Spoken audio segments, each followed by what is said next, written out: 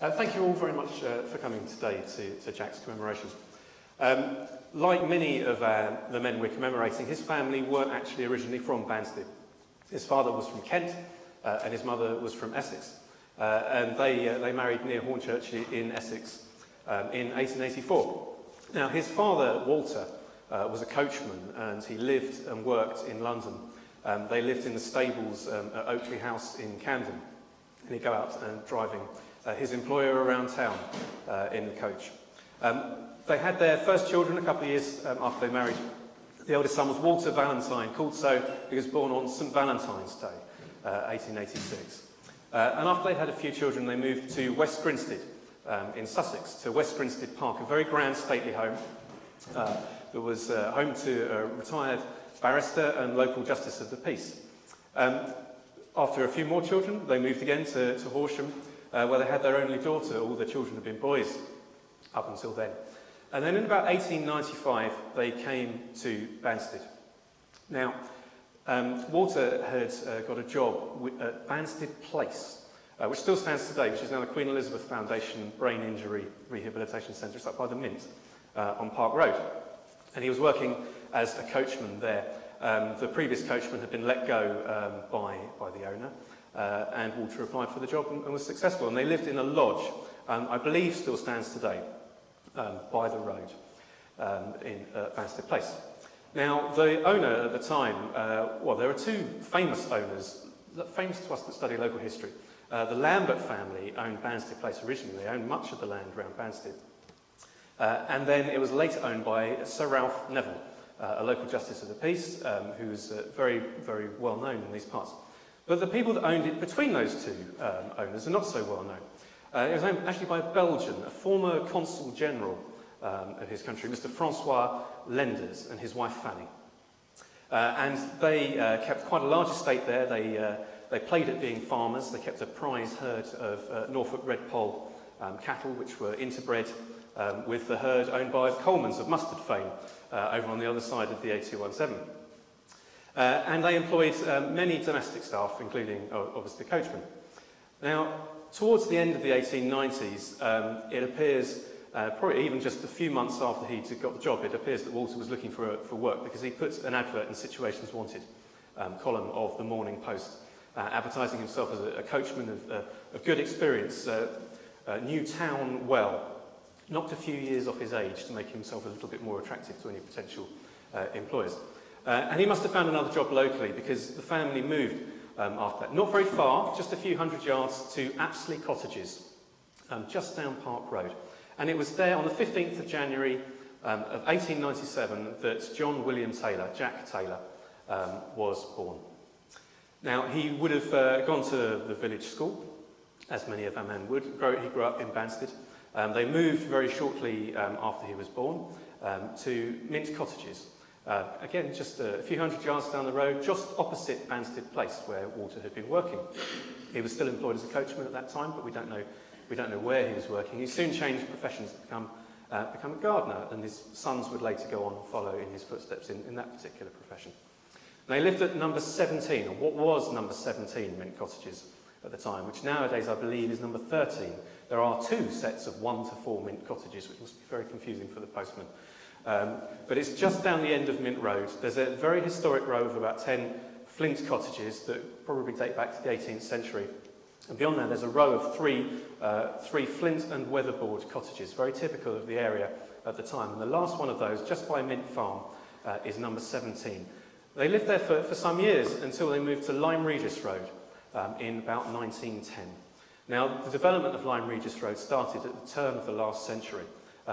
Lots of little individual parcels of land built by multiple different builders. So the houses there were all in a variety of different styles. But they were all, most of them in the half of the road near the Brighton Road were built in the first 10 years or so of the 20th century. The second half of the road wasn't built after the Second World War. And the house they moved into was new. A detached house called Corbridge at the time, which is now number 32. Probably built by the people that built Ivy Dean, number 34 next door. The houses are very similar in style. I believe it's a 4-bedroom house, and they would need the room because their 6 sons and their daughter were almost all fully grown, and yet they were still living at home with their parents. It wasn't unusual in those days for families of even 10 or 12 to live together in smaller houses in Banstead. So by our standards at the time, they had quite a lot of room. As I say, the boys all worked as gardeners, and Jack was no exception to that. We know that one of his brothers worked at what used to be called Stainmore, which is now the site of Little Court Flats in Court Road. And so there's a possibility that Jack worked there too. He was still too young to serve when war broke out. And by the time conscription came in, he was just about old enough. The family were in a tricky position because his father, Walter, had become an invalid. Jack's elder brothers had all gone off to fight in the war, so there wasn't very much money coming in. The family were in a difficult position. So Jack appealed against his conscription.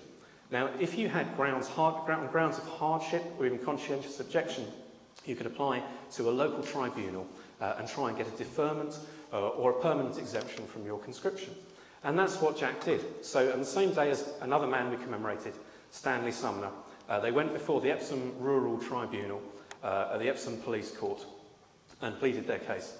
And Jack was granted a temporary exemption from conscription, probably for his family's circumstances, his wage at home being needed to support his father. Now, one thing he seems to have done is he seems to have lied about his age, not in the way that our 18-year-olds and 19-year-olds or 18-year-olds did at the start of the war, to add a year to the age they were 19 and old enough to serve. He took a year off.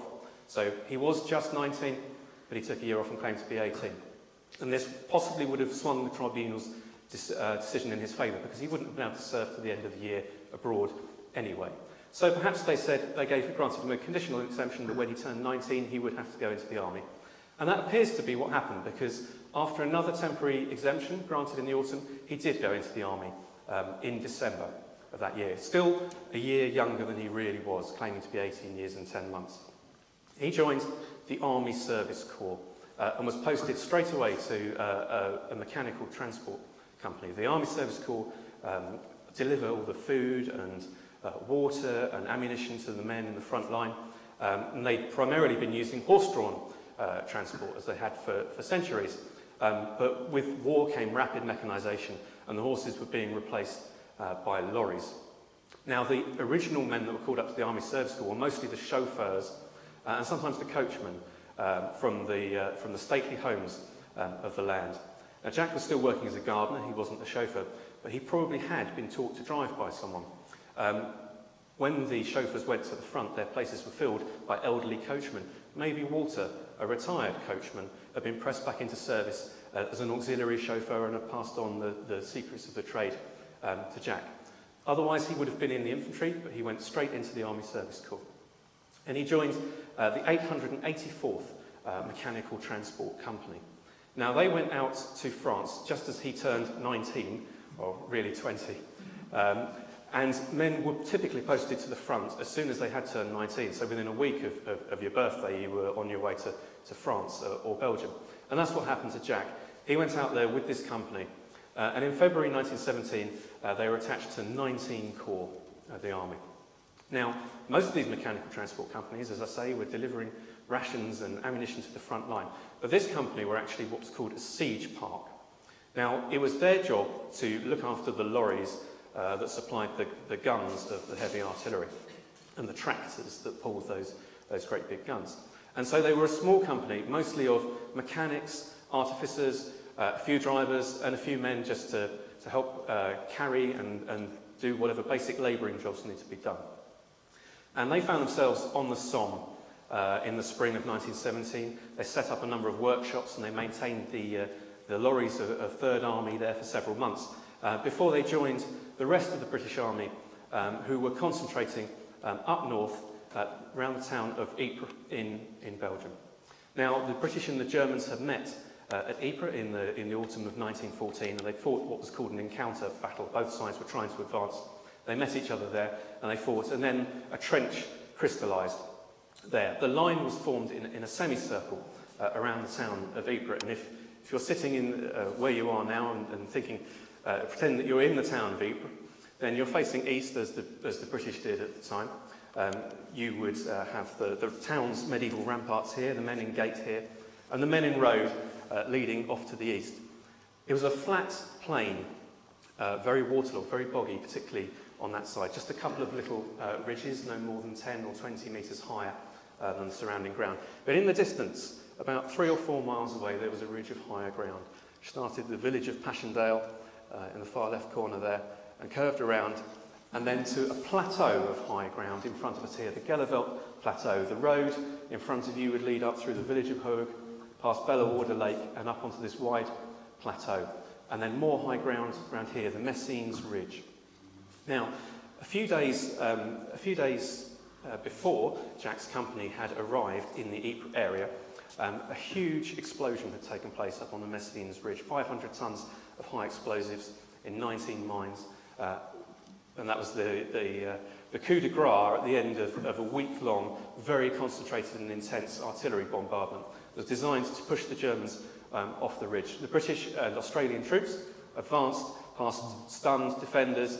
Many of the Germans had been buried in their bunkers and couldn't get out to defend themselves. A huge number of prisoners were taken, much ground was gained, and it was one of the most stunning victories that we'd achieved in the war. And what that did was it pushed those Germans off the ridge, and it secured this side of the salient from their observation. The salient was a really dangerous place to be at the time because the Germans were up high and they could see every movement during the day, every flash of our guns during the night. They knew exactly where we were. And so any movement during the day would attract routine shelling from the Germans. At night, all the roads would be shelled to catch the lorries of the Army Service Corps and the men as they trudged backwards and forwards from the trenches. So it was really important to get rid of them off there, and it allowed us to concentrate more forces in this Ypres salient. The reason we were concentrating them here was because we wanted to knock the Germans off that high ground over there, advance beyond into the plain, push all the way into Belgium, and then up to the coast. There was due to be an amphibious landing happening at the coast at the time, and we wanted to capture the ports of Ostend and Zeebrugge, which were being used to supply the German U-boats, which until fairly recently had been crippling Britain. The introduction of the convoy system helped reduce their dangers very significantly, and we'll talk about that a bit more next year at another commemoration. Now, the plan was that there would be a fortnight-long artillery bombardment, and then we would advance through at least 3 sections of German line, quite a thinly held front line, over a ridge, the Pilken Ridge, through a second German line consisting of strong points and wire, and beyond that was what the Germans called the battle zone, which was an area of open ground studded with pillboxes, strong points, bunkers, bristling with machine guns, a deadly place to be. And they hoped to trap us in that particular zone before we'd even got to their third line. And once our men had been decimated by these machine guns in that middle zone there, their counter-attacking troops were to sweep in and finish us off. Our plan was, of course, to fight our way all the way through there. 5th Army were going to be leading this particular attack, and 19 Corps, the corps that Jack's siege park was supporting, were part of 5th Army, and they were going to have the centre of that battle zone. Now, they arrived at the town of Poppering in the middle of June. It was a rest area for the British troops, but it was also a railhead where shells were being brought in. And what they did there was that they find hard standings, tarmacked areas and areas of hard ground for lorries, lots and lots and lots of lorries. They found some pretty bad standings, so they didn't have much choice. So they worked very, very hard to prepare the ground for all that traffic that was going to be coming their way. They set up their workshops. More arrived every week until eventually they had about 6 different workshops filled with all the tools they'd need to keep all the lorries rolling. This company of maybe 150 men that Jack was part of was just the nucleus of the siege park, and the ammunition columns, the men and the lorries that actually kept those batteries supplied, were attached to them. And it was the ammunition columns of the siege batteries, the heaviest guns in the British Army. The smallest of them was a 6-inch howitzer, which fired a shell that weighed about 45 kilograms. Going up a scale, you had got to the 9.2 inches, which was a 135 kilogram shell that took 4 gunners to lift. One of those batteries that was they were supporting was the 281st, which was Harry Harden of Lyme Regis Road, who we commemorated just a few weeks ago, who died just a few days after Jack's company arrived on the battlefront. And they went all the way up to a 12-inch gun. Now those guns were, as I said, very, very big, very, very heavy. The smaller ones, although they were still heavy, they were quite mobile. They were on broad wheels, they could move around, and they could be fired from most positions. But those really big ones, they needed 2 or 3 days of preparation to make these special gun pits with steel substructures and wooden platforms. And there was very little suitable ground for that in the Ypres salient. As I said earlier, it was very waterlogged, very boggy, the ground was very soft, and when they'd fire, the guns would move and they'd sink into the ground over time. So about the only place they could put those guns was in the ruins of the town of Ypres itself.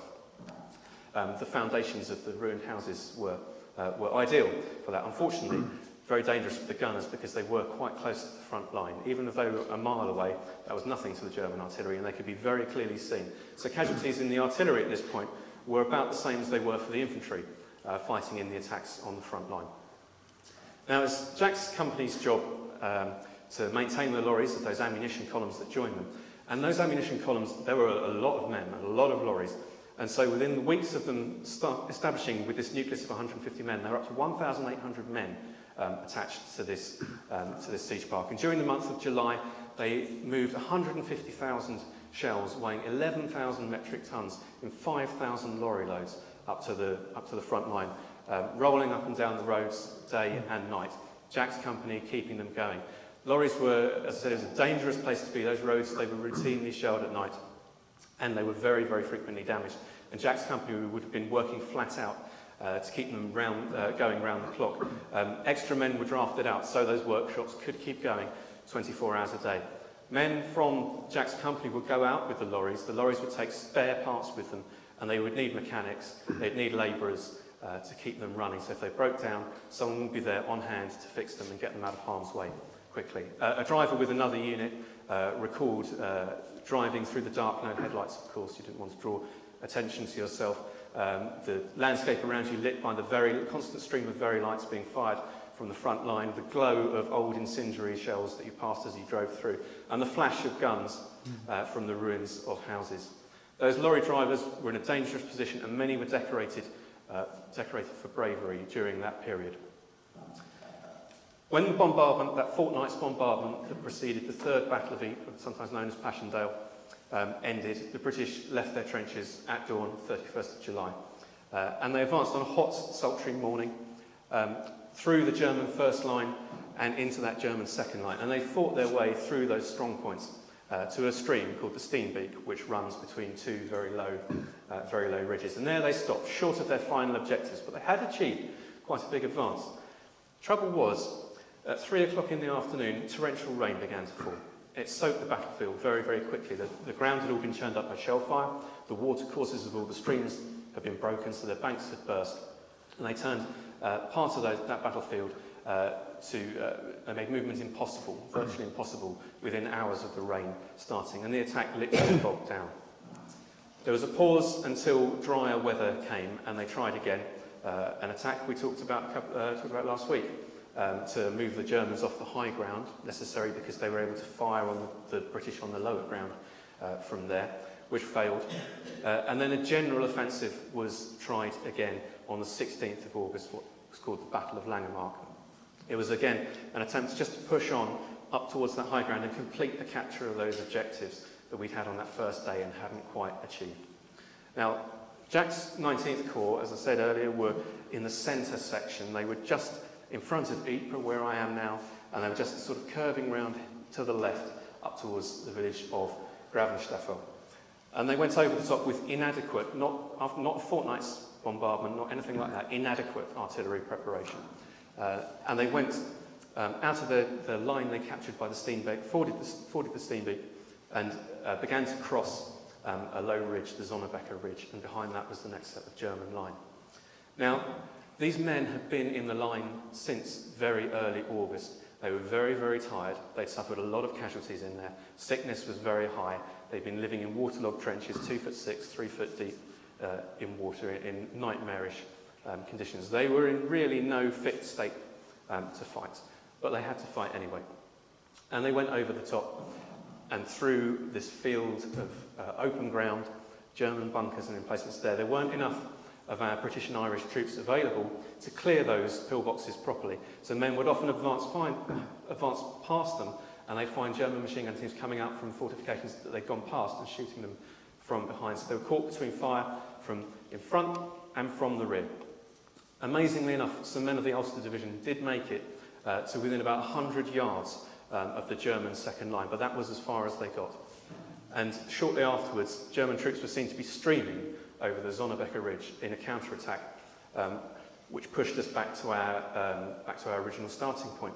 The men's rifles were jammed with mud, the Lewis guns were jammed with mud, and they couldn't stop the Germans and had to retreat back.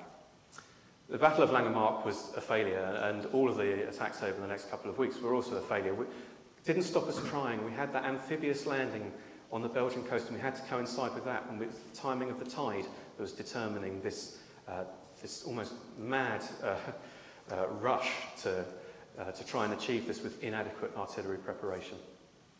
During the whole month of August, Jack's company were keeping those guns supplied as best they could. The roads were in an awful state, damaged with shell fire and weather, and men were working round the clock to fix them. Jack's team obviously probably spent a lot of their time dragging lorries out of the mud more than they did preparing them. Sometime on the 18th, 19th of August, probably on the night of the 18th, 19th, Jack was somewhere near Ypres. He was probably with a convoy of lorries heading for the guns when he was killed, probably by a shell.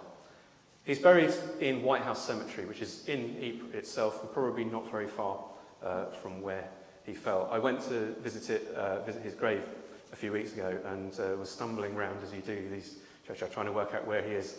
And I stopped and asked myself, "Where are you, Jack?" Right in front of me, of course. He was only 20 years old. He's commemorated here in Banstead on the village war memorial, and here on the panels in the memorial chapel, on the book in the glass case there, and outside on the garden memorial in the churchyard. We're going to toll the bell 100 times in Jack's memory, and I'm delighted to say that we have some family members here today who are going to help us toll.